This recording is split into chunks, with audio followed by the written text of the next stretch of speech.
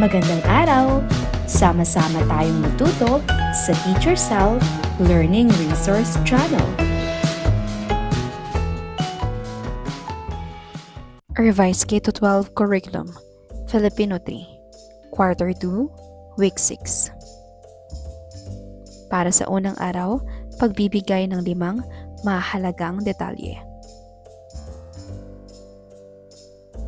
Ano-anong mga detalye ang dapat nating malaman upang matunton ang gamit na nawawala? Ano ang nawawalang gamit? Saan nyo ito naiwala? Kailan niya ito naiwala? Paano niya ito naiwala? Sino ang kasama mo nang ito ay mawala? Basahin ang balita. Klase suspendido sa Biyernes.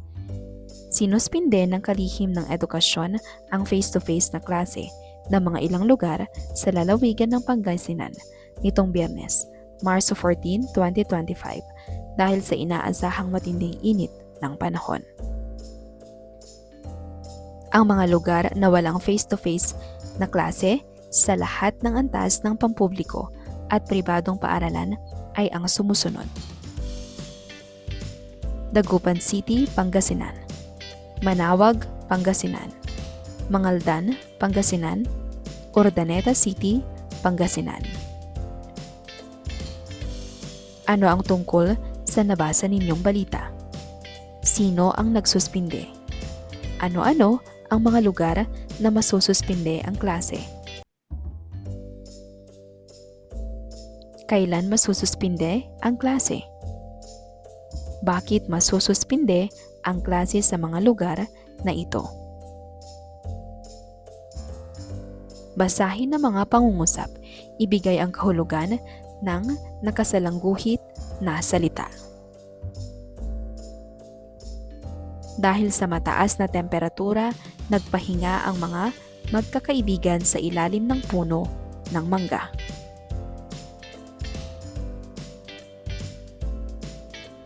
Temperatura, antas o tindi ng init sa isang lugar. Magiging maaliwalas ang panahon sa buong Mindanao, kung kaya makapagtatanim na ang mga magsasaka roon. Maaliwalas ay maganda. Tuwing tag-init, maalinsangan ang panahon. Madalas na ang temperatura ay mula 30 degrees Celsius hanggang 38 degrees Celsius. Maalinsangan, matinding init ng panahon. Gamitin ang bawat salita sa pangungusap. Ang degree Celsius ay ginagamit upang masukat ang temperatura o temperature sa isang lugar. Ito ay binabasa na degree Celsius. Pagmasdan ng larawan. Sa mga malalamig na lugar ay mas mababa ang temperatura.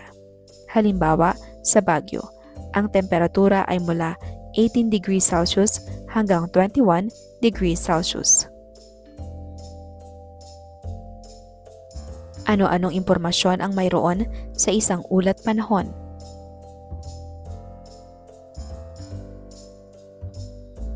Basahin ang balita.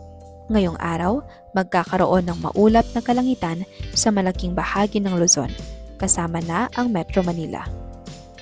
Sa Visayas, magiging maaliwalas ang panahon sa umaga, ngunit inaasahang ang malakas na pag-ulan sa ilang lugar pagsapit ng hapon.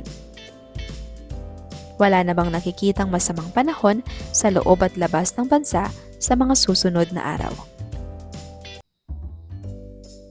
Temperatura sa kabuuang bahagi ng Luzon, 26 degrees Celsius hanggang 30 degrees Celsius. Metro Manila, 25 degrees Celsius hanggang 32 degrees Celsius. Visayas, 26 degrees Celsius hanggang 30 degrees Celsius. Mindanao, 31 degrees Celsius hanggang 36 degrees Celsius. Wala namang inaasahang masamang panahon sa Mindanao sa buong araw. Sa Metro Manila, lulubog ang araw ng 5:33 ng hapon at sisikat bukas ng 5:48 ng umaga. Maging handa sa pabago-bagong panahon. Laging mag-ingat at alamin ang ulat ng panahon. Tungkol saan ang ulat?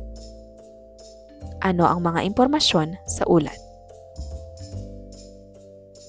Anong uri ng panahon ang inaasahan sa Metro Manila ngayong araw? Ano mga lugar ang may inaasahang pag-ulan sa bandang hapon? Bakit mahalagang malaman ang ulat ng panahon? Narito ang ilang mga karaniwang salitang kaugnay sa paligid o panahon. Ibigay ang kahulugan ng bawat isa. Piliin ang sagot sa mga salitang nasa loob ng panaklong. Maaliwalas, makulimlim, malamig, maganda, madilim, maayos, maginaw, maliwanag, masikip.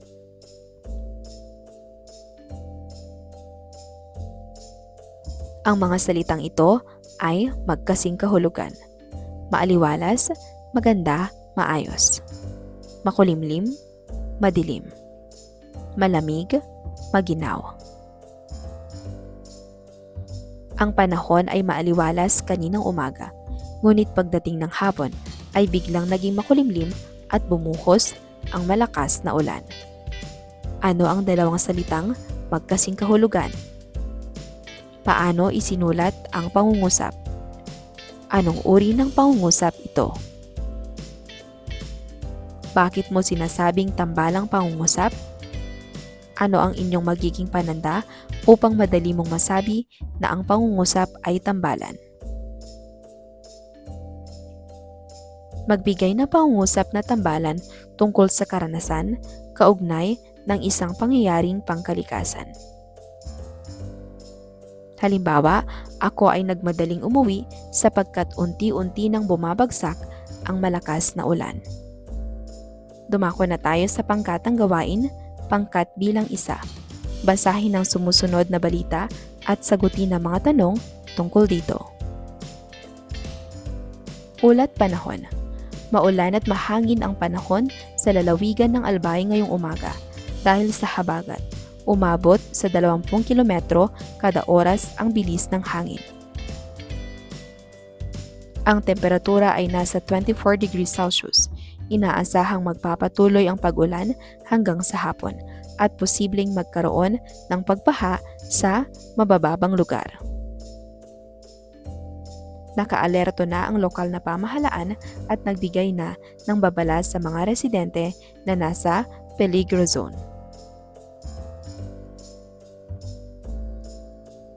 Ano ang kondisyon ng panahon sa lalawigan ng Albay ngayong umaga? Sino ang nakaalerto at nagbigay ng babala sa mga residente? Kailan inaasahang magpapatuloy ang pag-ulan? Saan posibleng magkaroon ng pagbaha? Bakit nakaalerto ang lokal na pamahalaan at nagbigay ng babala sa mga residente sa mga peligro zone? Ikalawang pangkat, isulat ang 5 mahalagang detalye gamit ang simpleng mga pangungusap. Nasunog ang isang bahay sa Barangay San Jose kahapon. Ang sunog ay nagsimula bandang 3:00 ng hapon at mabilis na kumalat dahil sa malakas na hangin. Walang nasaktan sa insidente, ngunit ang pamilya ay nawalan ng lahat ng kanilang mga ari-arian. Ang pag-apula ng apoy ay tumagal ng halos 30 minuto. Inaalam pa ang sanhi ng sunog at may mga ulat na maaaring nagmula ito sa isang sira na kable ng kuryente. Nakatanggap ng tulong ang pamilya mula sa barangay, kasama na ang pagkain, damit at pansamantalang tirahan. Ang mga residente sa paligid ay nagkaisa upang magbigay ng suporta at tulong sa pamilya na naapektuhan. Ang lokal na pamahalaan ay nagbigay ng babala sa mga tao na maging maingat sa kanilang mga kable at kagamitan sa bahay upang maiwasan ang mga ganitong insidente sa hinaharap. Narito ang halimbawa. Nasunog ang isang bahay sa Barangay San Jose. Ang sunog ay nangyari bandang 3:00 ng hapon.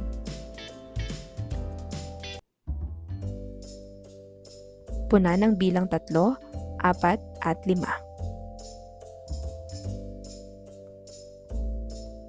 Para sa ikatlong pangkat, basahin ang balita at ibigay ang mahalagang detalye gamit ang tambalang pangungusap. Isang malakas na lindol na may lakas na 7.2 sa Richter scale ang yumanig sa isang malaking lungsod. Alas 5:17 ng umaga.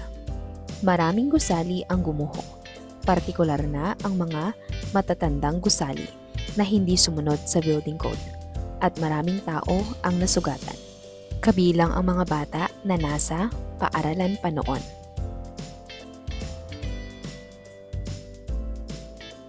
Nagkaroon ng malawakang brownout na nagdulot ng pagkaantala sa mga operasyon sa pagliligtas, at ang mga komunikasyon ay naapektuhan na nagpahirap sa pagkuha ng impormasyon mula sa mga apektadong lugar. Nagbigay agad ng tulong ang pamahalaan, ngunit kulang pa rin ito para sa lahat ng biktima dahil sa lawak ng pinsala. Nagsimula na ang mga operasyon sa pagliligtas at patuloy ang paghahanap sa mga nawawala na nagdudulot ng pag-aalala sa mga pamilya. Ang lindol ay nagdulot din ng pagguho ng lupa sa mga bundok sa paligid ng lungsod na nagpapataas ng panganib ng landslide.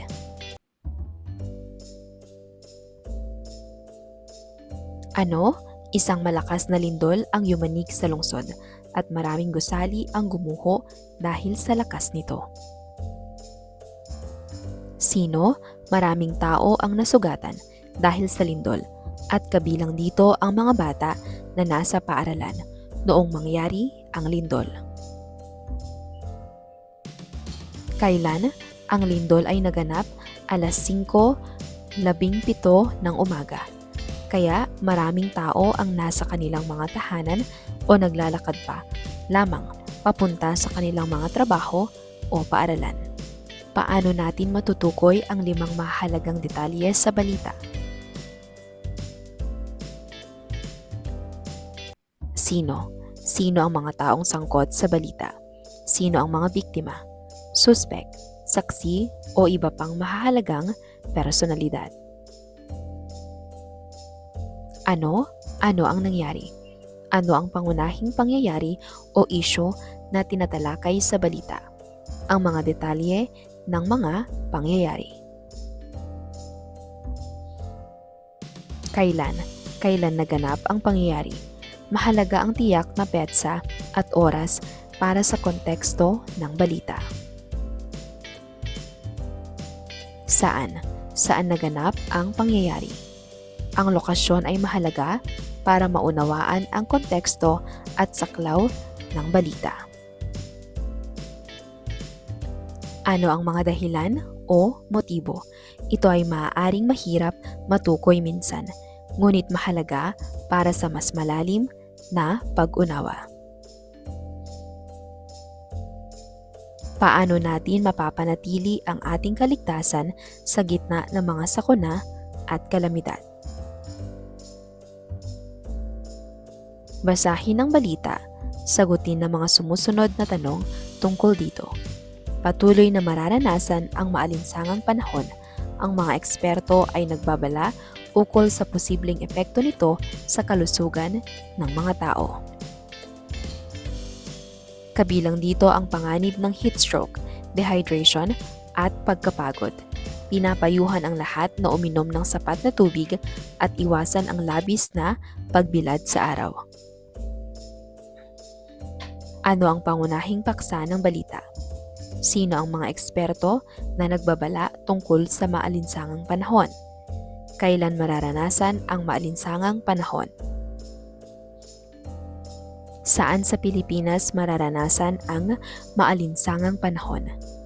Bakit mahalaga na uminom ng sapat na tubig at iwasan ang labis na pagbilad sa araw?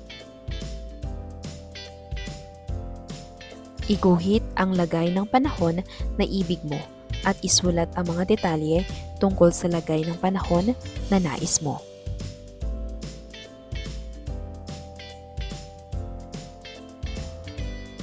Para sa ikalawang araw, mga salitang pang-ukol. Ibahagi ang nabasa o narinig niyong balita mula sa telebisyon o sa radyo kagabi o habang patungo sa paaralan. Ano-ano ang mga balita na inyong napakinggang muli sa radyo o napanood nyo sa telebisyon? Sino ang nagulat o nagbalita? Bakit kailangang makinig o manood ng balita araw-araw? Kompletuhin ang kwento sa pamamagitan ng paglalagay ng angkop na salita sa mga patlang. Si Juan ay naglalakad, patlang, sa, ng, kay, paaralan. Sa, ng, kay, kanyang paglalakad, nakakita siya, patlang. Sa, ng, kay, isang tuta na nawawala. Nagtanong siya, patlang, isang babae, patlang, tabi ng kalsada. Sinabi, patlang, babae na ang tuta ay nawala, patlang. Isang bahay, patlang, dulo ng kanto. Dinala ni Juan ang tuta, patlang, bahay nito. Ating basahin ang mga sumusunod na salita. Sa, ng, kay. Tingnan ang larawan. Ano ang nakikita? Tama, ito ay isang lamok. Anong mga sakit ang maaaring dalhin ng lamok na makikita sa larawan? Bukod sa paggamit ng insect repellent, ano pa ang iba pang mga paraan upang makaiwas sa kagat ng lamok? Ano ang dapat gawin kung makagat ng lamok at magkaroon ng sintomas ng sakit na dala nito? Anong programa ng DOH ang makakatulong sa pagsugpo sa mga lamok na dulot ng dengue? Basahin natin. Dengue cases patuloy ang pagbaba. DOH, Manila, Philippines. Patuloy umanong nakakapagtala ang Department of Health o DOH ng pagbaba sa bilang ng mga bagong dengue cases sa bansa. Batay sa datos ng DOH, nabatid na mula Marso 16 hanggang 29, 2025, nasa 9,289 ang mga bagong kaso ng sakit na naitala nila.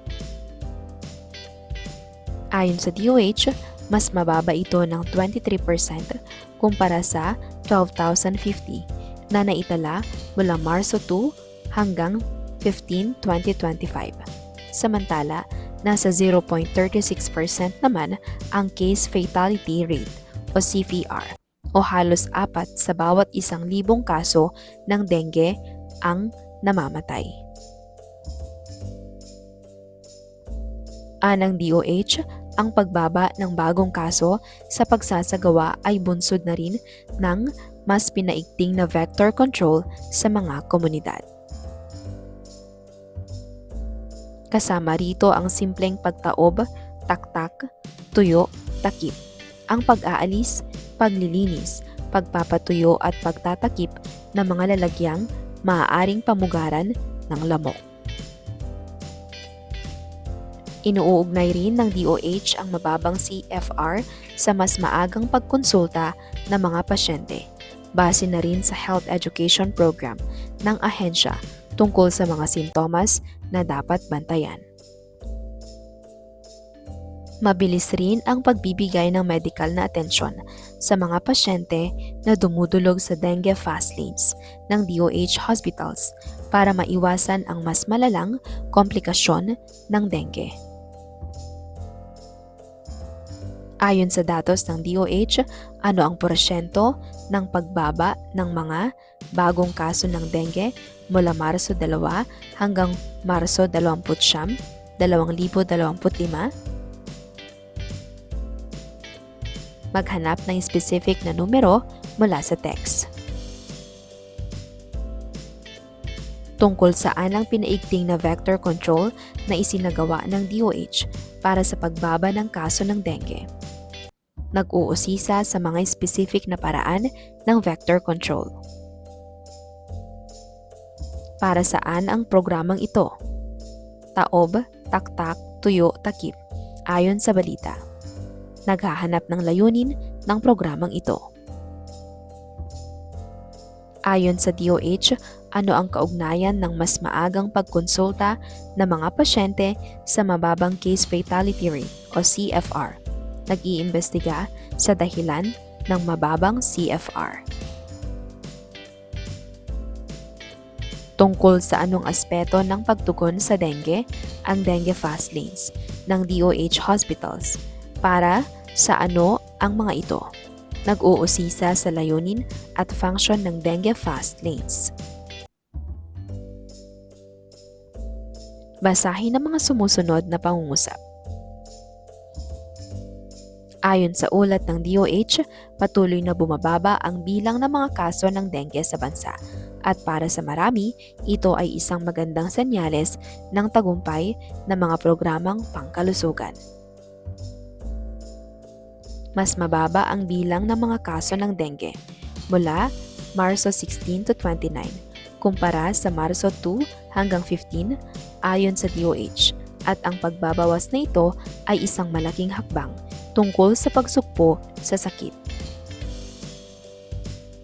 Isinasagawa ang kumpanyang taob, taktak, tuyo, takip para sa pagkontrol sa mga lamok, at ayon sa DOH, ito ay isa sa mga pangunahing dahilan ng pagbaba ng kaso ng dengue. Tungkol sa pagbaba ng case fatality rate o CFR, ayon sa DOH, ito ay dahil sa mas maagang pagkonsulta ng mga pasyente, at para sa mga ito, mahalaga ang pagbibigay ng mabilis na medikal na atensyon. Kailan ginagamit ang mga pang-ukol na ayon sa, para sa, tungkol sa? Para sa unang pangkat, sa langguhitan ang ginamit na pang-ukol sa pangungusap. Ayon sa doktor, kailangan kong magpahinga. Ang artikulo ay tungkol sa malusog na pagkain. Ang ehersisyo ay para sa aking kalusugan. Para sa ina ni Rosa, ang mga dala kong gulay. Ayon sa aking ina, mahalaga ang pagkain ng gulay. Narito ang mga tamang kasagutan.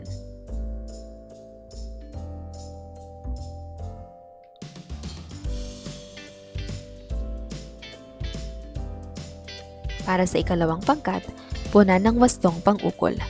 Para sa, tungkol sa, ayon sa. Patlang mga eksperto sa nutrisyon, ang regular na pag-inom ng tubig ay mahalaga para sa mabuting kalusugan. Ang seminar na ito ay patlang, mga epektibong paraan para mapanatili ang mabuting kalusugan ng puso. Nag-e-ensayo ako ng yoga araw-araw, patlang aking pisikal at mental na kalusugan. Ang mga mungkahi sa malusog na pamumuhay na ito ay patlang, Lola Ising na mayroong diabetes. Patlang, Dr. Santos, ang sapat na tulog ay napakahalaga para sa isang malusog na immune system. Narito ang mga tamang sagot.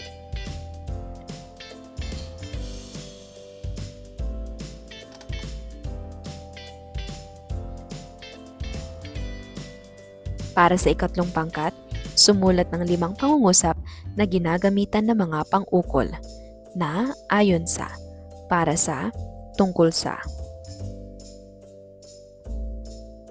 Ano ang pang-ukol? Ang pang-ukol ay nag-uugnay ng pangalan sa iba pang bahagi ng pangungusap. Halimbawa ng mga pang-ukol. Para sa, ipinapahayag nito ang layunin, dahilan o pakinabang ng isang bagay. Ayon sa, ipinapahayag nito ang pinagmulan o batayan ng isang impormasyon o pananaw. Sagot ito sa tanong na, kaninong pananaw? Tungkol sa, ipinapahayag nito ang paksa o nilalaman ng isang bagay. Sagot ito sa tanong na, ano ang paksa? Ano ang iyong mga responsibilidad sa pagpapanatili ng iyong sariling kalusugan at paano ito nakakaapekto sa iyong mga mahal sa buhay at sa komunidad? Basahin ang pangungusap. Lagyan ng check ang mga pangungusap na ginamitan ng pang-ukol at X naman kung wala. Ang mga libreng gamot ay para sa mga matatanda. Nakipagtulungan ang mga mamamayan sa mga pulis trapiko. Ayon sa mga doktor, mahalaga ang bitamina sa katawan. Masayang nag-eehersisyo ang mga lolo at lola. Nagkasakit ang mga tao dahil sa maduming hangin. Narito ang mga tamang kasagutan.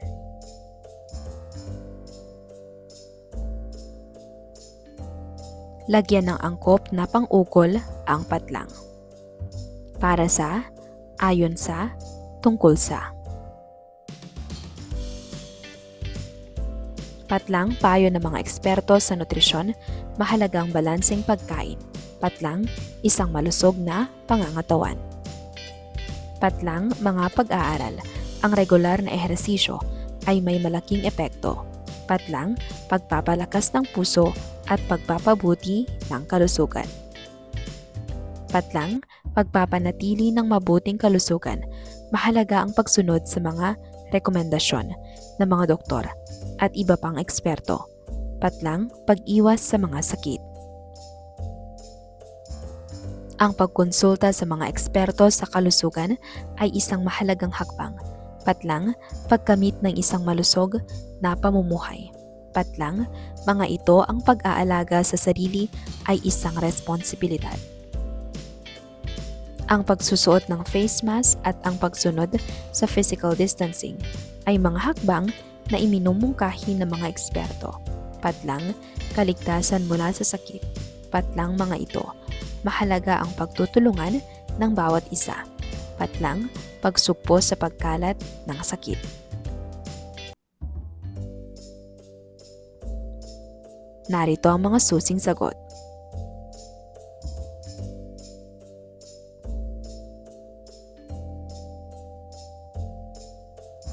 Isulat sa paraang kabit-kabit ang mga sumusunod na pang-ukol. Ayon sa, tungkol sa, para sa.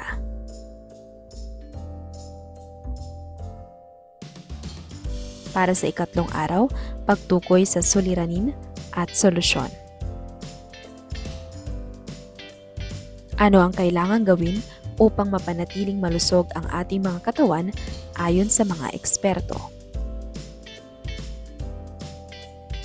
Para kanino ang ginagawang programa ng DOH sa pagkontrol sa sakit na dengue? Ano ang kailangan gawin upang makaiwas sa mga sakit na dulot ng lamok?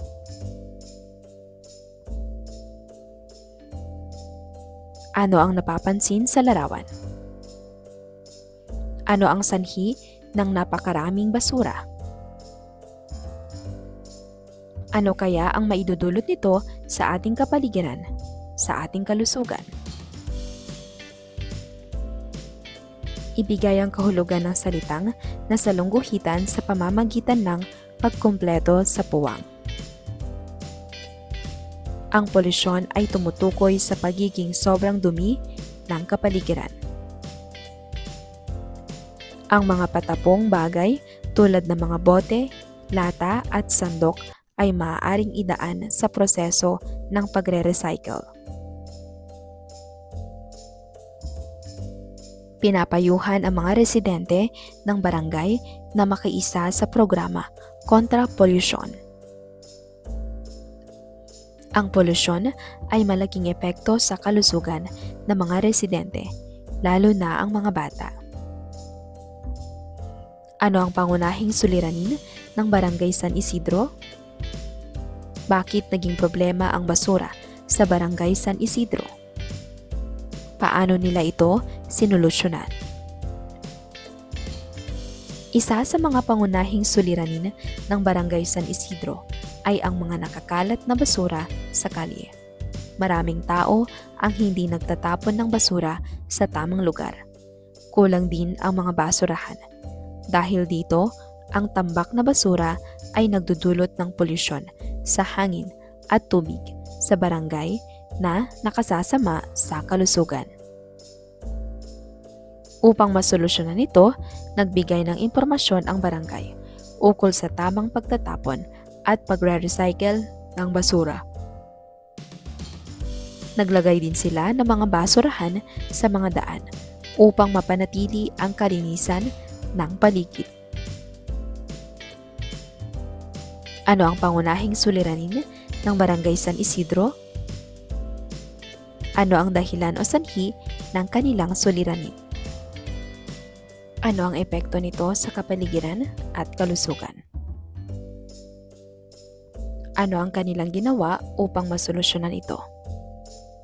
Kung ikaw ay isang mamamayan ng Barangay San Isidro, ano ang iyong gagawin upang makatulong sa paglutas ng suliraning ito? Tukuyin ang suliranin sa bawat pangungusap. Si Juan ay naglalaro ng bola sa kalye. Bigla siyang nadapa at nasugatan ang tuhod. Si Maria ay nagmamadali papuntang paaralan. Nahuli siya sa klase dahil sa mabigat na trapiko. Si Pedro ay may proyekto sa paaralan. Wala siyang maisip na paksa para sa kanyang proyekto. Ikalawang pangkat, basahin ng talata at sagutin ang mga sumusunod na tanong. Marami ang hindi handa sa pagpapakawala ng tubig sa barangay ngayong araw. Nasira ang tubo ng tubig dahil sa malakas na baha. Kasalukuyang kinukumpuni na ito ng mga kinauukulan. Ano ang suliranin ayon sa teksto? Bakit nasira ang tubo ng tubig? Paano sinusolusyonan ang suliraning ito? Ano ang iyong gagawin upang maging handa sa mga ganitong sitwasyon? Para sa ikatlong pangkat, ibigay ang hinihingi ng bawat bilang.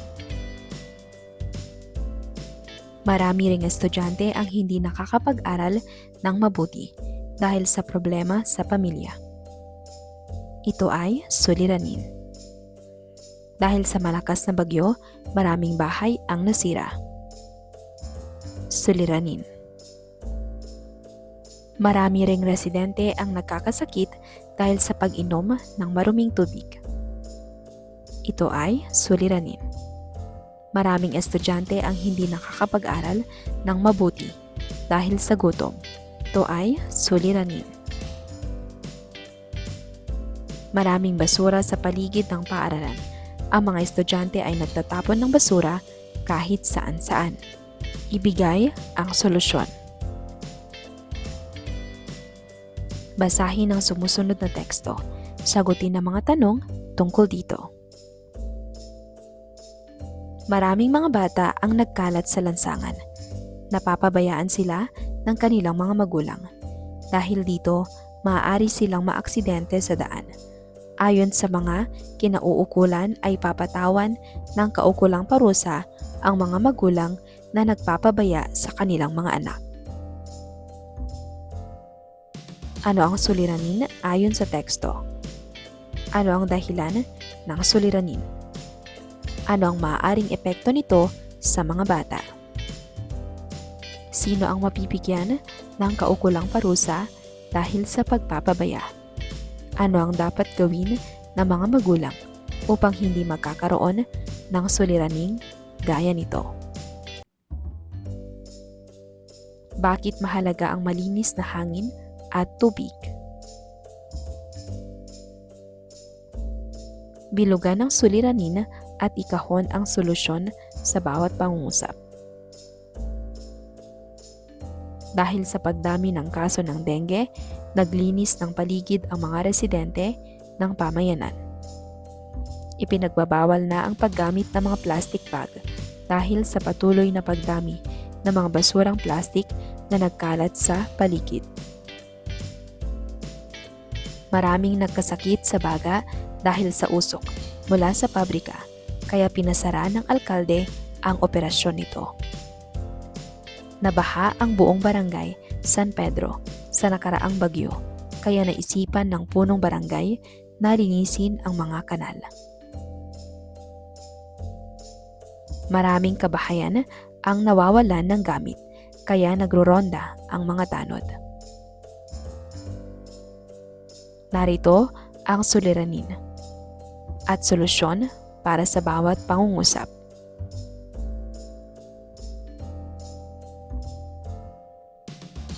Sumulat ng isang talata tungkol sa isang suliranin sa inyong paligid gamit ang pang-ukol. Magbigay ng isang solusyon para dito. Para sa ika-4 na araw, mga salitang pang-ukol. Puna ng wastong pang-ukol ang sumusunod na pangungusap. Ayon sa, para sa, tungkol sa. Ang pamahalaan ay nagtatayo ng mga paaralan, patlang, karapatan ng mga bata na makapag-aral. Para sa. Patlang batas, lahat ng bata ay may karapatang magkaroon ng magandang edukasyon. Ayon sa. Ang pulong ay patlang, pagpapatupad ng mga programa para sa mga bata. Tungkol sa. Ang pamahalaan ay nagbibigay ng libreng gamot, patlang, kalusugan ng mga mamamayan. Para sa. Patlang, ulat ng doktor, ang mga bata ay malusog. Ayon sa. Basahin natin ang teksto. Si Maya ay takot sa dilim. Dahil sa takot, lagi siyang nakatulog kasama ang kanyang ina. Ngunit isang gabi, narinig niya ang pag-iyak ng kanyang pusa, si Mimi, sa labas. Sa kabila ng kanyang takot, kinuha niya ang kanyang flashlight at lumabas. Nahanap niya si Mimi na nakulong sa ilalim ng isang puno. Iniligtas niya si Mimi at bumalik sa loob ng bahay. Nang gabing iyon, hindi na gaanong nakakatakot ang dilim para kay Maya. Bakit natakot si Maya? Natakot si Maya dahil sa dilim. Ano ang ginawa ni Maya para malabanan ang kanyang takot? Lumaban ang bata laban sa kanyang takot. Ano ang dahilan ng kanyang pagkilos? Dahil sa kanyang pusa, naglakas loob siyang lumaban sa kanyang takot. Basahin ng pangungusap at ibigay ang kahulugan ng nasalangguhitang salita. Piliin ang tamang sagot mula sa mga pagpipilian. Ang sertipiko ng pagkakakilanlan ay mahalaga sa mga dokumento ng bawat tao. Isang uri ng pamahalaan, dokumento na nagpapatunay ng pagkakakilanlan ng isang tao. Programa ng paaralan. Ang bawat mamamayan ay may mga karapatan na dapat igalang. Mga tungkulin ng mga guro, mga bagay na pinapayagan at dapat igalang ng bawat tao. mga batas na gobyerno.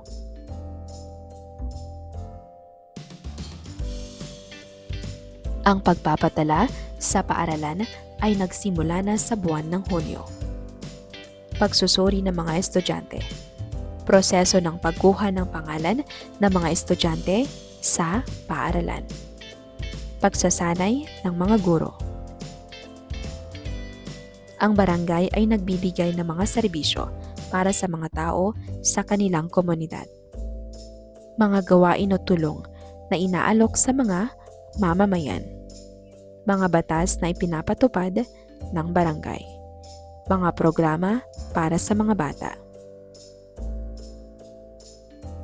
Bakit sa tingin nyo mahalaga ang pagkakaroon ng sertipiko ng pagkakakilanlan para sa mga tao? Makinig sa tekstong aking babasahin. Sagutin ninyo ang mga tanong ayon dito.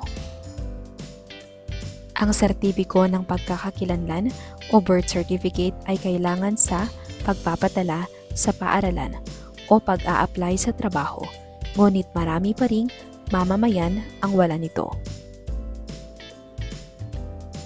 Upang matulungan ang ating mga kababayan na magkakaroon ng libreng serbisyo para sa pagpaparehistro ng sertipiko ng kapanganakan. Ayon sa punong barangay, mahalaga ang sertipiko ng kapanganakan para maprotektuhan ang mga karapatan at pagkakakilanlan ng bawat tao. Kung may tanong tungkol sa serbisyong ito, pumunta lamang sa inyong pinakamalapit na tanggapan ng barangay. Bakit mahalaga ang pagkakaroon ng sertipiko ng pagkakakilanlan? Ano ang maaaring mangyari sa mga taong na walang sertipiko ng kapanganakan?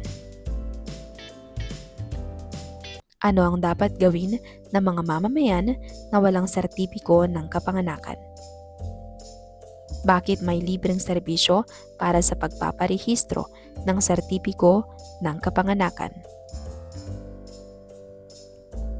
Paano ito nakakatulong sa mga mamamayan?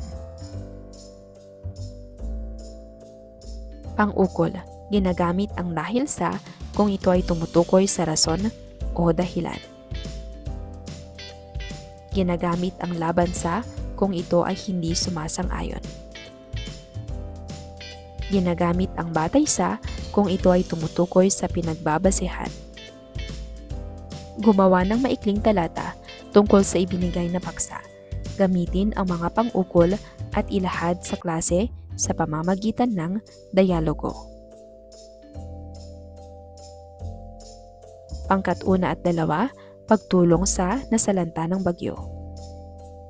Ika-3 at ika-4 na pangkat, pagpapanatili ng kalinisan ng kapaligiran. Ika-5 at ika-6 na pangkat, pagtatanim ng puno. Maglaan kayo ng 3 hanggang 5 minuto para maghanda. Tandaan na ang inyong pagtatanghal ay dapat tumagal lamang ng 1 hanggang 2 minuto. Pagkatapos ng bawat pagtatanghal, makakatanggap kayo ng puna upang mapag-usapan ang inyong sagot. Hinihikayat din kayong lahat na magbigay ng sariling puna tungkol sa ipinakitang sagot ng bawat pangkat. Kailan ginagamit ang mga pang-ukol na dahil sa, batay sa, at laban sa? Bakit mahalaga ang malinis na hangin at tubig? Bilugan ng mga pang-ukol sa pangungusap. Alinsunod sa tuntunin ng paaralan, kailangang isuot ang ID habang nasa loob nito.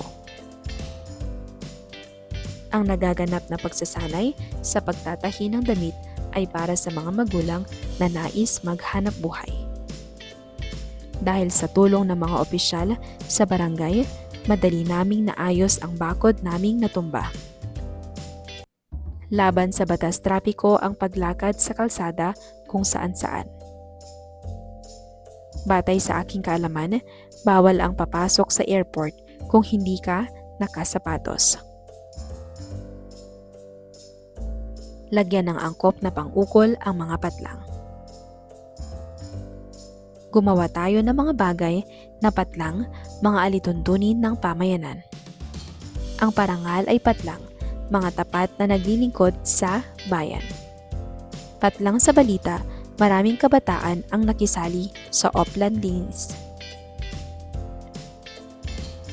Patlang, nalalapit na pista sa barangay ang pinag-usapan nila. Ang protestang ito ay patlang sa pagtaas ng buwis.